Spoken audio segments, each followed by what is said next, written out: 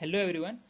Last video में हम लोग ने कॉलिगेटिव प्रॉपर्टी तब किया था। उसके अंदर हम लोग ने relative lowering of vapour pressure, elevation in boiling point, depression in freezing point और ऑस्मोटिक प्रेशर किया था। मैं कॉलिगेटिव प्रॉपर्टी वापस एक बार ब्रीफ में बताना चाहूँगा, जो शॉर्ट में बताना चाहूँगा कि जो कॉलिगेटिव प्रॉपर्टी होता है वो नंबर ऑफ सॉलिड पार्टिकल्स, मतलब वो सिर्फ पार्टिकल्स पे डिपेंड करते हैं कि कितने नंबर ऑफ पार्टिकल्स है, ना तो उसके नेचर पे डिपेंड करते हैं। फॉर एग्जांपल अगर 10 ग्राम में ग्लूकोज लूँ या शुगर लूँ और मैं 10 ग्राम सॉल्ट लूँ, तो इसके अंदर सॉल्ट के अंदर ज़्यादा, अगर जिसके अंदर ज़्यादा पार्टिकल्स होगा वो हम लोग बोलेंगे, जैसे समझ लो सॉल्ट के अंदर ज़्यादा पार्टिकल्स होगा 10 ग्राम में एज कम्पेयर टू शुगर, तो हम लोग क्या मानेंगे कि इसका कॉलिगेटिव प्रॉपर्टी डिफरेंट है एज कम्पेयर टू इसका कॉलिगेटिव प्रॉपर्टी, क्योंकि इसके अंदर सॉलिड पार्टिकल ज़्यादा है। तो मतलब कॉलिगेटिव प्रॉपर्टी बस इतना याद रखना कि वो नंबर ऑफ सॉलिड पार्टिकल्स पे डिपेंड करता है। ठीक है, आज हम स्टार्ट करने वाले हैं एबनॉर्मल मोलर मास।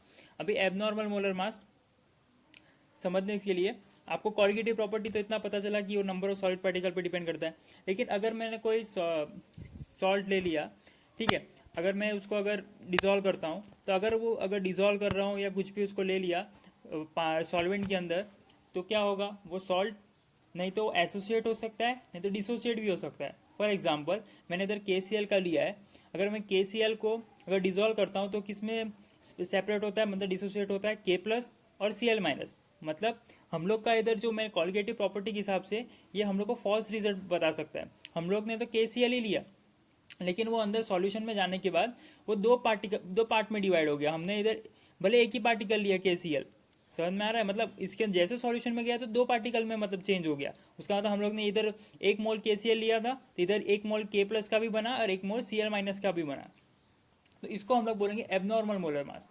ठीक है, वैसे एग्जाम्पल है NaCl का भी। NaCl हम लोग ने अगर एक मोल लिया तो वो डिसोसिएट किस में होगा, Na प्लस कैटायन और एनायन में होगा, और Cl माइनस, मतलब इधर दो मोल मिल गए।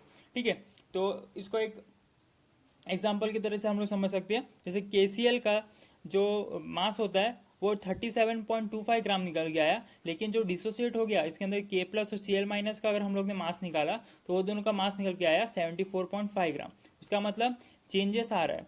तो हम लोग का जो भी हम लोग कॉलिगेटिव प्रॉपर्टी कर रहे हैं तो उसके अंदर फॉल्स रिजल्ट शो कर सकता है। ठीक है, तो उसको सही करने के लिए वेंट ऑफ फैक्टर इंट्रोड्यूस किया गया।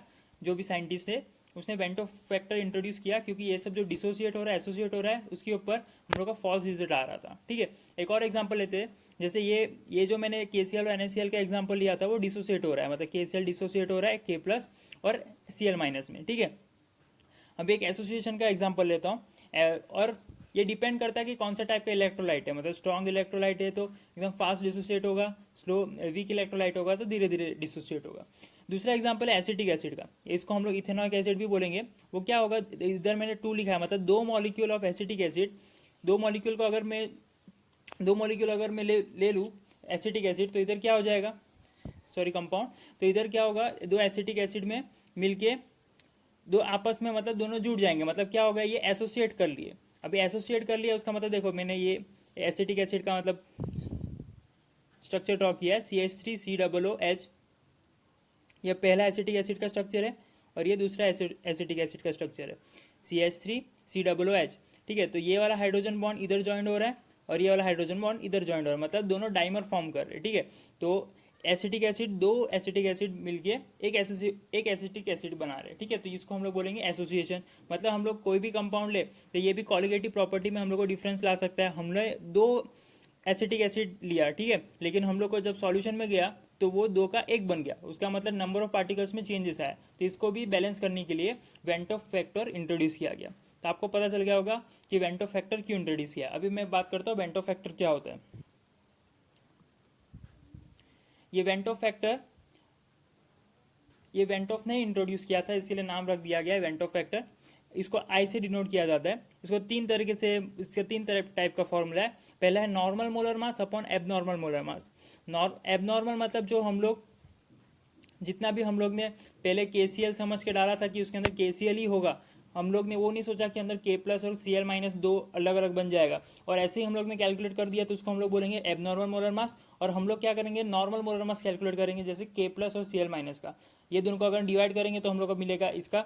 तो उसको हम लोग तीन टाइप से डिवाइड किया, एक बार लिया है ऑब्जर्व कॉलिगेटिव प्रॉपर्टी जो हम लोग ने देखा, और कैलकुलेटेड जो हम लोग ने थियोरेटिकल कॉलिगेटिव प्रॉपर्टी किया, जो भी हम लोग सॉल्ट ले रहे उसका। वैसे ही तीसरा इसका फॉर्मूला बन के आता है total number of moles of particles after association dissociation. एक बार एसोसिएट हो गया डिसोसिएट हो गया, बाद में का हम लोग टोटल नंबर ऑफ मोल्स निकालेंगे और number of molecules before association dissociation. ठीक है, तो वेंटो फैक्टर तीन कौन से आपको डिसाइड करना है कि कैसा टाइप का हम लोग को क्वेश्चन दिया है, तो इसमें कौन सा वाला फॉर्मूला है, सब में एक ही जैसा ही है। तो ये वेंटो फैक्टर इसके लिए यूज हुआ जाता है जिसके अंदर एबनॉर्मल मोलर मास का प्रोबेबिलिटी होता है, मतलब ज़्यादातर जिसके अंदर एसोसिएशन या डिसोसिएशन होता है। ठीक है, अब इसको कैसे लागू करना है, अगर वेंटो फैक्टर का वैल्यू ग्रेटर देन 1 आता है तो हम लोग उसको क्या बोलेंगे कि वो जो पार्टिकल्स है वो एसोसिएट हो रहा है। ठीक है, अगर वेंटो फैक्टर का वैल्यू पहला वाले में मैंने क्या बोला, जो वेंटर फैक्टर का वैल्यू कम आना चाहिए 1 से कम आना चाहिए, तो हम लोग क्या बोलेंगे कि वो एसोसिएट हो रहा है। अगर 1 से ज़्यादा आ रहा है तो हम लोग उसको क्या बोलेंगे, डिसोसिएट हो रहा है, जो भी हम लोग कंपाउंड दिया है। ठीक है, और अगर इक्वल टू 0 आ रहा है तो हम क्या मानेंगे, नहीं एसोसिएट हो रहा है नहीं डिसोसिएट हो रहा है। ठीक है, अभी एक एग्जांपल लेके समझाता हूँ। जैसे ये वाला NaCl वाला मैंने एग्जांपल लिया है, NaCl क्या हो रहा है, इधर डिसोसिएट हो रहा है किसमें, Na+ और Cl- में। ठीक है, डिसोसिएशन के हिसाब से इधर वैल्यू क्या होनी चाहिए, डिसोसिएशन के हिसाब से इसकी वेंटो फैक्टर की वैल्यू 1 से ज़्यादा आनी चाहिए। ठीक है, तो अभी ये डिसोसिएशन वाला मॉलिक्यूल्स है, अगर मैं 1 मोल NaCl लेता हूँ तो अभी तक रिएक्शन प्रोसीड नहीं हुआ है, तब तो Na+ और Cl- तो अभी 0 ही होगा, क्योंकि अभी तक प्रोसीड नहीं हुआ है, मतलब सॉल्यूशन के अंदर आया नहीं है, मतलब अभी तक डिसोसिएट नहीं हुआ। जैसे 1 मोल Na लिया तो इधर 0 होगा। अभी क्या होगा, जैसे जैसे मैं सॉल्वेंट के अंदर मिलाते जाऊंगा तब क्या होगा, इधर से NaCl थोड़ा थोड़ा कम होते जाएगा, तो मैं समझता हूँ कि -x थोड़ा कम हो रहा है, मतलब 1 में से थोड़ा कुछ जा रहा है, तो इसमें से कुछ जा रहा है तो इधर कुछ ना कुछ बन रहा होगा राइट हैंड साइड में, मतलब x साइड बन रहा होगा, तो ये समझो Na+ कुछ बना और Cl- बना। हम लोग को नंबर नहीं पता इसलिए हम लोग ने x लिया है सपोज करके। ठीक है, अभी वेंटो फैक्टर निकालने के लिए क्या करना है, I = क्या हो जाएगा, ये ऊपर वाले को प्लस करना है, मतलब ये जो टर्म आया है उसको प्लस करना है सबको, 1 - x + x + x divided by 1 मोल। हम लोग ने 1 मोल लिया था इसलिए डिवाइडेड बाई 1 किया है। ठीक है, इसमें से -x और ये कैंसिल हो जाएगा, क्या बचेगा 1 + x/2। अगर हम लोग मान ले ये जो x है हम लोग 1 सपोज कर ले, 1 क्यों सपोज करना है, क्योंकि NaCl क्या है, स्ट्रॉन्ग इलेक्ट्रोलाइट है। स्ट्रॉन्ग इलेक्ट्रोलाइट का मतलब क्या होगा, कंप्लीटली डिसोसिएट हो जाएगा Na+ और Cl-, इसीलिए हम लोग ने x को अगर हम लोग सपोज कर ले 1 तो इधर आंसर क्या निकल के आएगा 2।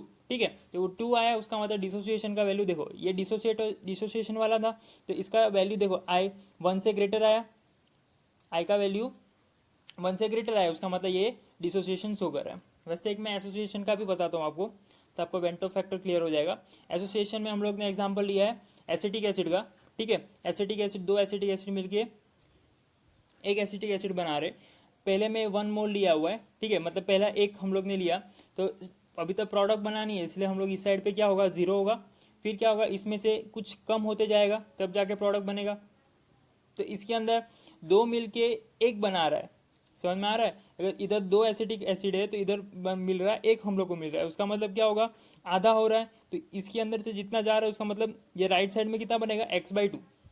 समझ में आ गया। अभी I का वैल्यू आपको बस वेंटो फैक्टर में कैसे करना है, जो नीचे का वैल्यू है उसको प्लस करना है, 1 - x + x/2 डिवाइडेड बाय हम लोग ने कितना मोल लिया था 1, तो डिवाइडेड बाय आपको 1 कर देना है। ठीक है, इसको आप सॉल्व करोगे और x की वैल्यू अगर हम लोग सपोज करें 1 है तो हम लोग क्या करेंगे, इसका वैल्यू क्या निकल के आएगा 1/2 मतलब 0.5। और फॉर एसोसिएशन क्या होता है, एसोसिएशन वाला देखो कि I का वैल्यू कम होगा 1 से, तो हम लोग का 1 का I का वैल्यू हम लोग का इसके अंदर कम आया, मतलब 0.5 आया, तो ये क्या हो रहा है एसोसिएट हो रहा है मॉलिक्यूल। ठीक है, आपको अब इसको पुटअप कैसे करना है फॉर्मूला के अंदर, डायरेक्टली जो भी हम लोग का फॉर्मूला था जैसे बॉइलिंग पॉइंट वाला था इसके अंदर आपको सिर्फ I से मल्टीप्लाई कर देना है, फ्रीजिंग पॉइंट वाले में भी डायरेक्ट सिर्फ I से मल्टीप्लाई करना है, और ऑस्मोटिक प्रेशर वाले में भी I से मल्टीप्लाई करना है। तो इसी के साथ हमारा सेकंड चैप्टर सॉल्यूशन खत्म होता है। तो नेक्स्ट वीडियो में मैं इलेक्ट्रोकेमिस्ट्री पढ़ाऊंगा। So please stay tune for my new upcoming videos. Thank you.